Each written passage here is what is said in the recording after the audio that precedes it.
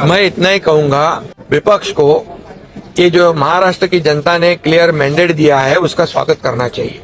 एक पॉजिटिव उनका अप्रोच होना चाहिए, क्योंकि हमारे 2.5 साल के महायुति सरकार ने इतना काम किया है, इतनी योजनाओं को लागू किया है, इतने प्रकल्प को आगे बढ़ाया है, और इसीलिए उसका परिपाक ये है।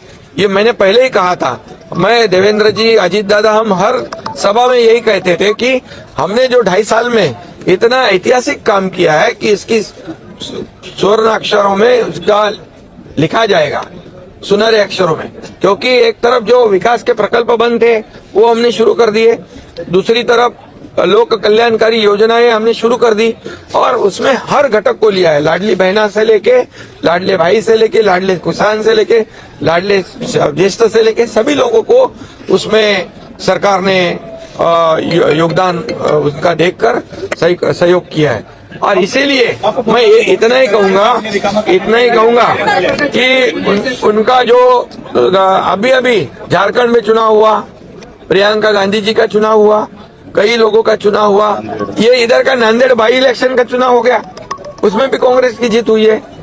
तो ये सब जब उनकी जीत होती है तो ये ईवीएम अच्छी है, उनकी जीत होती है, उनके बाजू से निकाल होता है तो इलेक्शन कमीशन के निर्णय अच्छे होते हैं, उनके बाजू से अगर फैसला होता है तो सुप्रीम कोर्ट अच्छा होता है।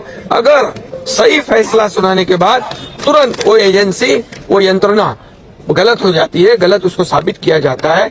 ये पिछले कई सालों से शुरू है, इसको भी बंद करना चाहिए रोना धोना। ये जो आज मैं कहूंगा कि लोकसभा में हमें महायुति के 2,48,12,000 वोट मिले और 43.55% वोट मिले, और महाविकास आघाड़ी को 50 लाख मिले, 43.71 मीन्स पॉइंट का फर्क है, कुछ पॉइंट का फर्क है, लेकिन हमें जगह मिली 17 और उनको मिली 31। तब हम क्या कहेंगे? कभी ईवीएम का घोटाला नहीं कहा उन्होंने। अभी हमारे को 77,000 मिले लोकसभा में शिवसेना को, और एनसीपी को 58 लाख मिले सिर्फ, लेकिन उनके 8 सीट आ गए, हमारी 7 सीटें आई। तभी क्या ईवीएम का घोटाला हो? तभी बोले नहीं कुछ। इसका मतलब क्या है? यहाँ पर अभी भी मैं कहूंगा कि महायुति को 49.30% वोट मिला है अभी विधानसभा में, और इनको महाविकास आघाड़ी को, मतलब महायुति को 3,18,00,000, महाविकास आघाड़ी को 2,35,00,000। तो वोट कितने, 1 करोड़ का फर्क है। और ये ऐसा कोई भी नहीं कह सकता है, क्योंकि हर चुनाव क्षेत्र में हर कैंडिडेट को मार्जिन जो है कम ज्यादा मिलता है, तो इसको सभी एक ही तराजू में तौल नहीं सकते हम। इसलिए मैं यही कहूंगा कि अभी उन्होंने ये ईवीएम वाला जो मामला है, अभी बोले शिवसेना को इतने कम सीटें मिली 16, और हमें मिली 57। तो शिवसेना, कांग्रेस ने तो 100 के ऊपर लड़ी थी, हम तो 80 लड़े थे। तो ये भी बात है। तो इसका विश्लेषण करते समय लोगों ने सही विश्लेषण करना चाहिए, क्योंकि ये सिर्फ अभी नासिक में मालेगांव में 1,98,869 चुनाव वोट मिले लोकसभा में, और अभी विधानसभा में 7,527। उधर बीजेपी का कैंडिडेट नहीं। फिर ये क्या, किसने हैक कर दिया?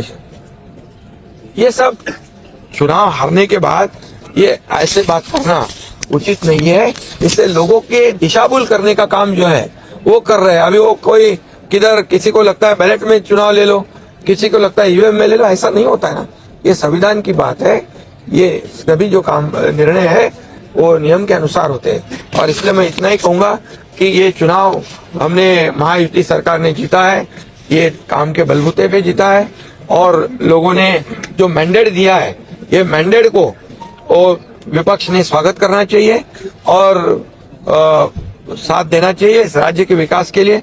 अभी उन्होंने कल शपथ नहीं ली थी, बोले ईवीएम का घोटाला है, तो अभी आज शपथ ले ली, तो क्या ईवीएम का घोटाला क्या अक्षर खत्म हो गया?